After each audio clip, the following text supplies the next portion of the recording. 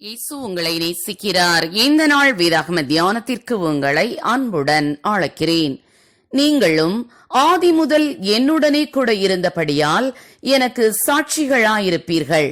யோவான் 15:27 dictionary Johnson என்று அழைக்கப்பட்ட சாமுவேல் ஜான்சன் என்னும் பெயர் பெற்ற மிகச்சிறந்த கல்விமானை பற்றி நீங்கள் கேள்விப்பட்டிருப்பீர்கள். அவர் ஒரு ஏழை குடும்பத்தில் பிறந்தவர்.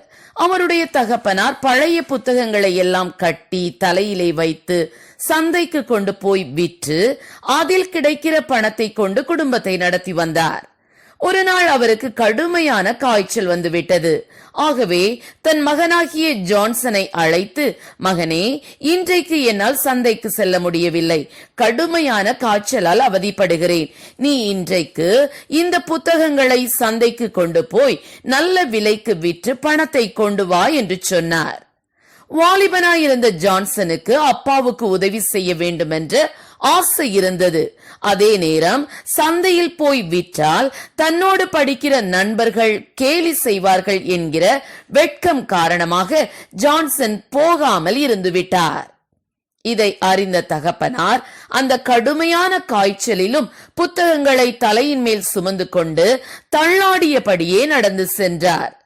அங்கு கிடைத்த காசை கொண்டு ரொட்டி வாங்கி ஜான்சனுக்கும் மற்ற பிள்ளைகளுக்கும் கொடுத்தார். கொஞ்ச நேரத்தில் காய்ச்சல் இன்னும் அதிகமானது. காய்ச்சலின் கொடுமை உச்சிக்கு சென்றதால் அதன் அகோரத்தை தாங்க முடியாத அவர் துடிதுடித்து மரித்து போனார். இந்த சம்பவம் ஜான்சனின் உள்ளத்தை உடைத்தது.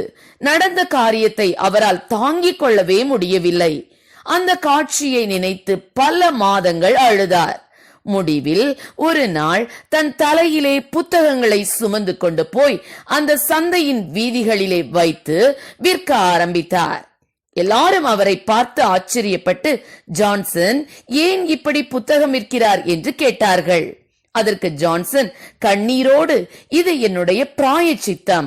என் தகப்பனாருக்கு நான் செய்த கொடுமையை மாற்றும்படி வெட்கத்தையும் கேவலத்தையும் துறந்து நிந்தையை சுமக்க ஆயத்தமானேன் என்றார்.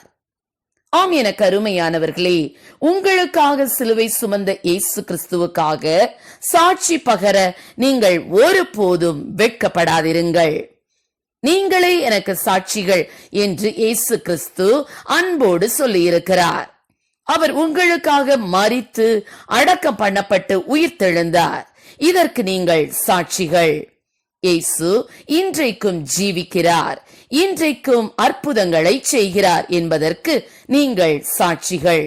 உங்களுக்கு விலையேறப்பெற்ற ரட்சிப்பை தந்த இயேசுவை குறித்து சாட்சி பகர்வதற்கு வெட்கப்படாதிருங்கள். கர்த்தருக்காக சாட்சி கொடுக்க சந்தர்ப்பம் கிடைக்கும் போது அதை தவற விட்டு விடாதேயுங்கள். பிரியமானவர்களே, கிறிஸ்து நமக்காக பெரிய அற்புதமான காரியங்களை செய்து கொண்டே இருக்க வேண்டும் என்று எதிர்பார்க்கிறோம். ஆனால் அதே வேளையில் கிறிஸ்துவுக்காக நாம் என்ன செய்துள்ளோம் என நம்மை நாமே நிதானிப்போம். கிறிஸ்துவின் மேலுள்ள அன்பினால் பலவீனத்தையும் பொருட்படுத்தாமல் மனப்பூர்வமாய் கர்த்தருக்காய் ஊழியம் செய்வோம். கர்த்தர் நம்மை ஆசீர்வதிப்பாராக. ஆமென். ஜெபம்.